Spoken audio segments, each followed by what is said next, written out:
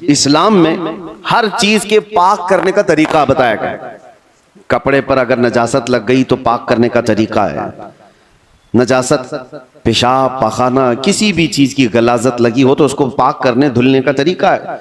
कपड़े को 3 बार धो और 3 बार निचोड़ो, अच्छे से सुखाओ, कपड़ा पाक हो जाए। बर्तन में नजासत लग जाए तो उसके पाक करने का तरीका है।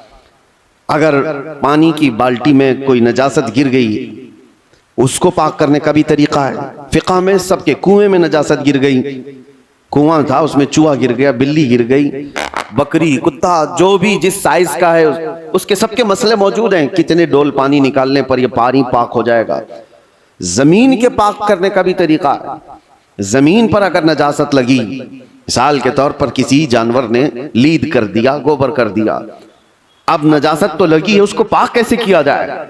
तो फिक़ह का कानून है कि जोर बारिश हो जाए या आप तेजी से उस पर पानी बहाओ और फिर तेज धूप पड़ जाए, जमीन सूख गई तो वो जमीन पाक हो गई, क्योंकि अब उसको निचोड़ा नहीं जा सकता।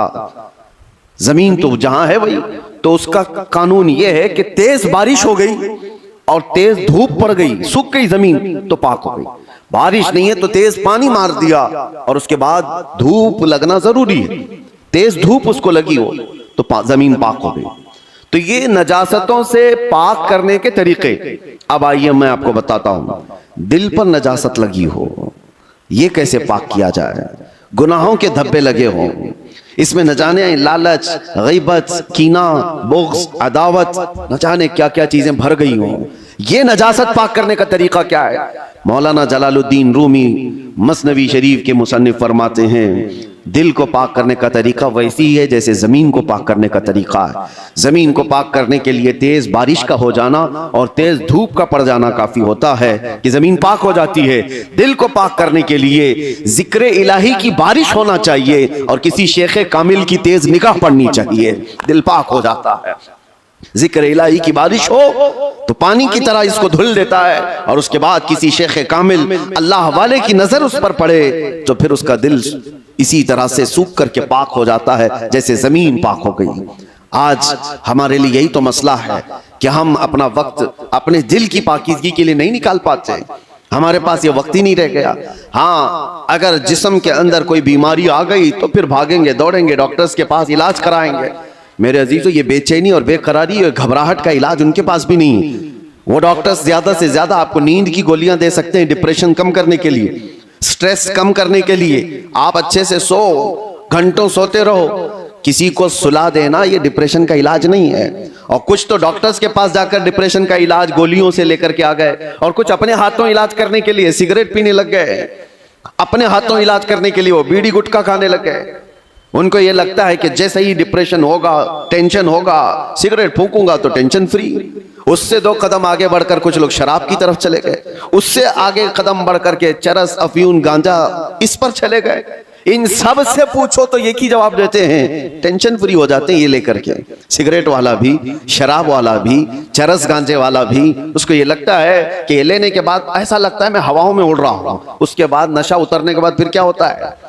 ये तो उस तरह से है खुजली की बीमारी, जब तक खुजाते रहो अच्छा लगे, हाथ छोड़ दो तो फिर जलन शुरू हो जाए, चमड़ी छिल जाए। गुनाहों का यही मामला है, करने के वक्त थोड़ी सी लज्जत लेकिन वो बड़े दाग धब्बे छोड़ जाते हैं, बेचैनी और बढ़ जाती है, घबराहट और बढ़ जाती है।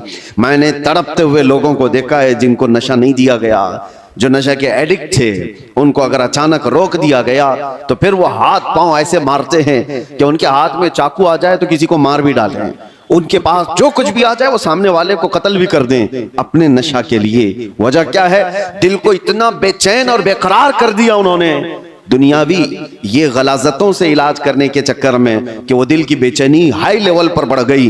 दिल की बेचैनी और बेकरारी नशा से सही नहीं होती, दिल अल्लाह का बनाया हुआ है, ये रहमान का बनाया हुआ है, इलाज भी उसी के जिक्र से मुमकिन है, अल्लाह ही के नाम से ये दिल को सुकून मिलता है। इसीलिए मौलाना जलालुद्दीन रूमी रहमतुल्लाह तआला अलैह एक बात और भी कहते हैं, खाने काबा देखा है?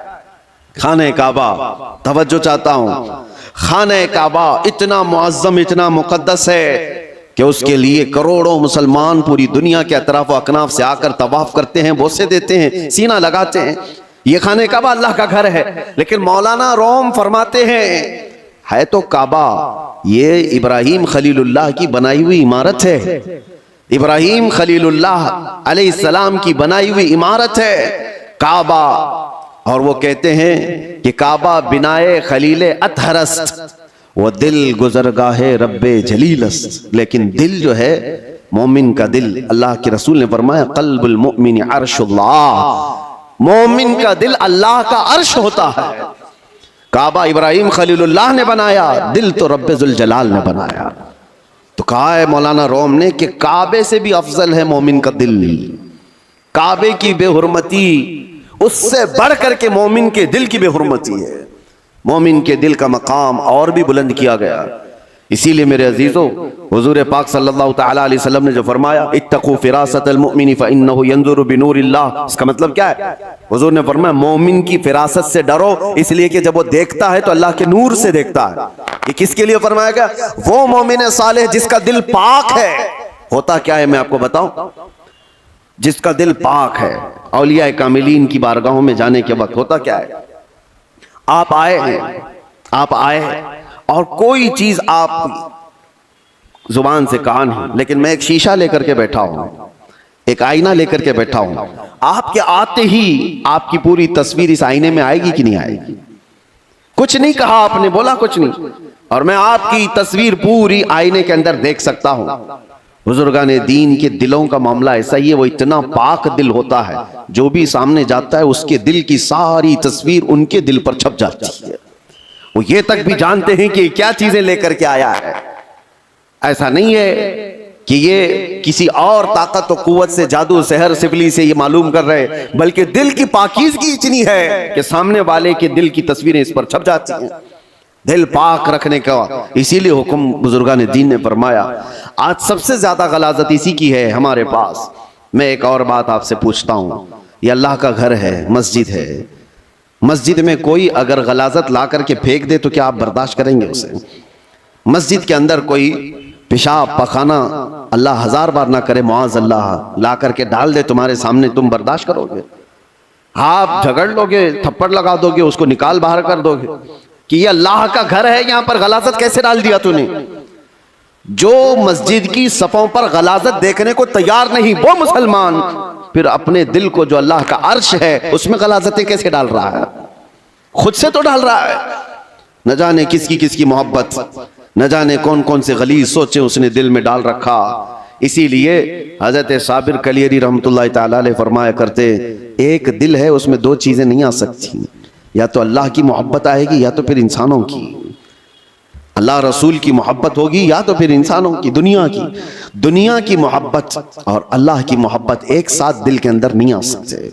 तो तुम ये फैसला करो किस चीज को तुमने जगह दे रखा है, अपने दिल को किसके लिए खोल रखा है।